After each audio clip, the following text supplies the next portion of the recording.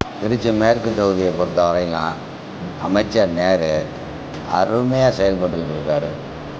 அதே மாதிரி 29வது வார்டுன்னு தனியாக ஸ்பெஷலாக எந்த குறையாக இருந்தாலும் உடனே நிவர்த்தி பண்ணி கொடுக்குறாரு.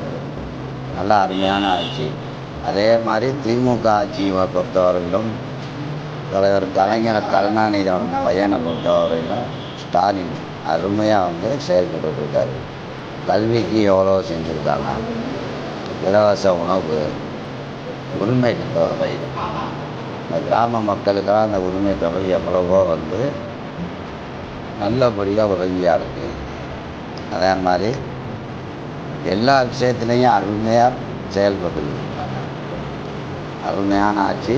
இந்த தடவையும் திமுக ஆட்சி தான் அமையணும்.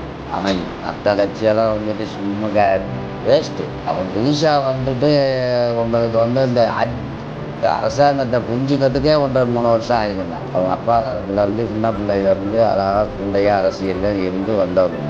அந்த அனுபவம் அருமையாக 5 வருஷம் வருகிறாரு.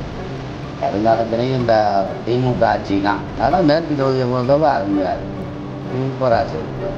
தான் நம்ம இந்த ஏரியா பொறுத்தவரை என்னாலும் இருக்கிறோம்னா உடனே அருமையாக சும்மா என்ன அது அரசியல் மாதிரியாக பேசுகிறாங்க. டான்ஸு குரூப்பில் சேர்த்துக்கிட்டு டான்ஸ் ஆடுற மாதிரி அவங்களுடைய செயல்பாடெல்லாம் ஒரு நாகரிகமாக பேசுகிறது கிடையாது. ஒரு அரசியல் கவர்மெண்ட்டாக பேசுகிறது கிடையாது.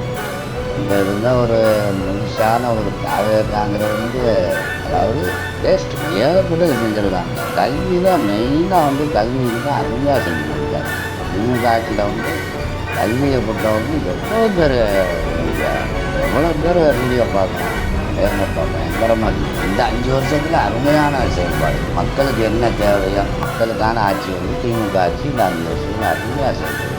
நம்ம ஆதரவு திமுக தான். கண்டிப்பாக குடும்பத்தில் 11 ஓட்டு இருக்குது. 11 ஓட்டுமே திமுக தான். ஏன்னா அந்த மாதிரி செயல்பாடை பார்த்து தானே நம்ம சொல்லுவோம். நல்லபடியாக ஆட்சி அவங்க வர்றாங்க அது செஞ்சுருவோம், இவங்க வர்றாங்க அது செஞ்சுருவோம் அப்படின்னு சும்மா ஒரு பேச்சுக்கு தான் சொல்கிறாங்க. இந்த 5 வருஷ காலத்தில் அருமையான ஆட்சி.